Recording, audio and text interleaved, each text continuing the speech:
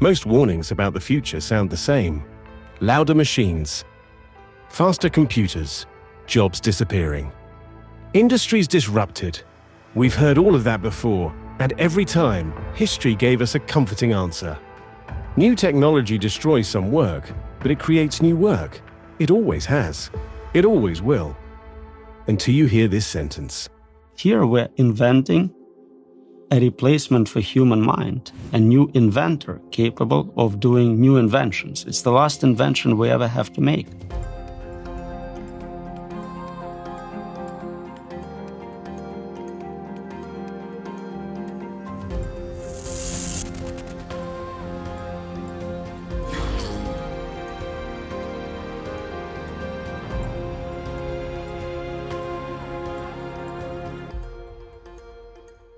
Every major invention before this one extended human capability. The plow extended our muscles.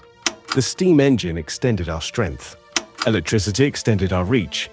Computers extended our memory and calculation. Even the internet, for all its chaos, extended our ability to communicate. In every case, the human mind remained upstream. We decided what to build, how to use it, and why it mattered.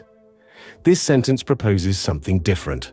Not a tool, not an assistant, not even a powerful system.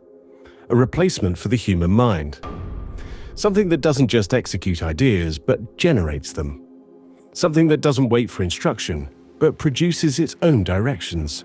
An inventor that invents. That's why the phrase last invention matters so much. It's not about apocalypse. It's not about extinction. It's about authorship. If the system we build can design better systems than we can, then innovation itself stops being a human control process.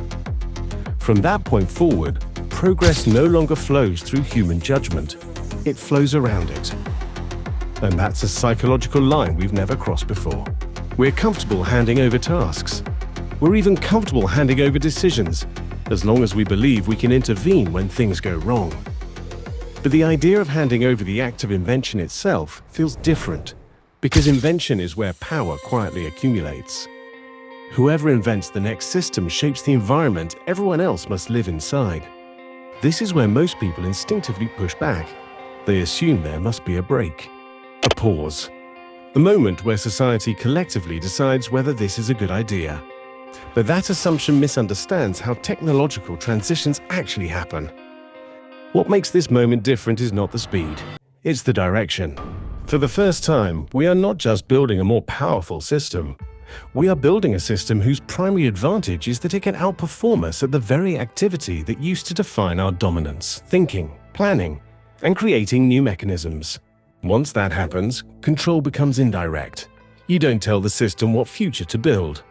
You set initial conditions and hope the trajectory stays aligned with your values. That's why this sentence feels unsettling, even if you don't fully agree with it. It forces a confrontation with the possibility we've spent centuries avoiding. A world where human intelligence is no longer the limiting factor. This isn't about believing one person's prediction. It's about recognizing the structural shift being described. If invention itself becomes automated, then the question stops being what we will build next. The question becomes whether we are prepared to live inside systems we did not design, cannot fully understand, and may no longer be able to meaningfully override. And that's not a future problem. That's a framing problem. So in 5 years, all the physical labor can also be automated. So we're looking at a world where we have levels of unemployment we've never seen before. Most people react to that number emotionally. They argue with it. They try to shrink it. They list tasks that feel stubbornly physical, stubbornly human. But the number itself isn't the point. Whether it's 70% or 99% barely changes the underlying problem being described. Because the real claim here is not about job loss. It's about what happens when work stops being the organizing principle of society. For most of modern history, labor has been the bridge between participation and survival. You work, therefore you earn. You earn, therefore you belong. Once machines can do not just cognitive work, but physical work at scale, that bridge collapses. And when it collapses, the crisis isn't economic. It's structural. At that point, you're not talking about retraining programs or new industries. You're talking about a world where the majority of people are no longer necessary to produce the things that keep society running. That creates a question we are profoundly unprepared to answer. What is a person's role when their labor is no longer required? Optimistic versions jump straight to abundance. Dystopian versions imagine collapse, violence, and authoritarian control. Both skip over the same uncomfortable middle ground, transition. People don't just need resources. They need a sense that they matter. This is why reactions to this idea slide so quickly into anger, conspiracy, and moral panic. Not because people misunderstand automation, but because they intuitively grasp what it threatens beneath the surface. The fear here isn't that people will be idle. It's that they will be unnecessary in a system that still needs governance, enforcement, and legitimacy. So when you hear a number like 99%, it's tempting to dismiss it as exaggeration. But doing so misses the point. The number is a signal, not a forecast. Once labor stops anchoring social order, everything built on top of it, identity, fairness, authority, starts to float. And floating systems don't stay stable for long. Up until now, there's still a comforting escape hatch. That humans will remain in the loop. That assumption quietly collapses here. Nobody can tell you for sure what's going to happen. But if you're not in charge, you're not controlling it, you will not get outcomes you want. The space of possibilities is almost infinite. The problem described here is that advanced AI doesn't just expand capability, it explodes the space of possible outcomes. What humans want, by contrast, is extremely narrow. That's where the phrase, "if you're not in charge," stops being rhetorical. When we lose predictive power, we mistake influence for control. This is why uncertainty, it's the core risk. Each step seems reasonable at the time. The danger emerges cumulatively across a chain of choices no one fully controlled. Because once a system's possible futures vastly outnumber the futures we would approve of, the default outcome isn't alignment. It's drift. So when you hear this sentence, it's not asking you to panic. It's asking you to notice something quieter, that the gap between what a system can do and what we can reliably guide may be widening faster than our ability to admit it. And once that gap becomes large enough, control stops being something you exercise. It becomes something you hope for. There's a moment in every technological shift where the conversation stops being about what is possible and starts being about what is allowed. That's where this question lands. To get consent from human subjects, you need them to comprehend what they are consenting to. If those systems are unexplainable, unpredictable, how can they consent? They don't know what they are consenting to. Nobody consented to living inside algorithmic environments optimized for engagement rather than well-being. They arrived through deployment. The usual defense is that participation is optional.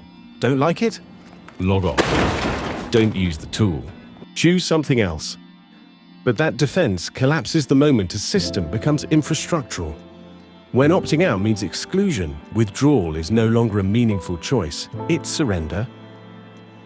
This is where the ethical frame shifts from individual responsibility to collective exposure. You are no longer deciding whether you personally want to take a risk. You are being enrolled in an experiment whose parameters you did not design, whose risks you cannot fully see, and whose outcomes you cannot meaningfully influence. There is no clear moment where society is asked, "Do you agree to this?" There is only a gradual normalization of systems that reshape incentives, behavior, and power relations without ever requiring explicit approval. At that point, ethical review becomes retroactive. Harm is assessed after it occurs. Trust is repaired after it erodes. Accountability is discussed once consequences are already locked in. This is why debates about AI safety often feel unsatisfying. They focus on alignment techniques, guardrails, and safeguards, while skirting the more uncomfortable question: who has the authority to expose billions of people to risks they cannot meaningfully evaluate? Consent, in this context, isn't about stopping progress. It's about legitimacy. Systems that govern lives without consent may function efficiently, but they operate on borrowed trust. And borrowed trust has a way of running out. Once people sense that decisions affecting their future are being made without their understanding or agreement, they don't respond with calm skepticism. That's the final tension this conversation leaves us with. Not whether advanced systems should exist, but whether a society can remain stable when the most consequential decisions are made in spaces most people cannot see, question, or meaningfully consent to. When comprehension disappears, consent follows. And when consent disappears, legitimacy erodes quietly, then all at once. At that point, the problem is no longer what these systems will do. It's whether the people living under them will still believe the future belongs to them at all.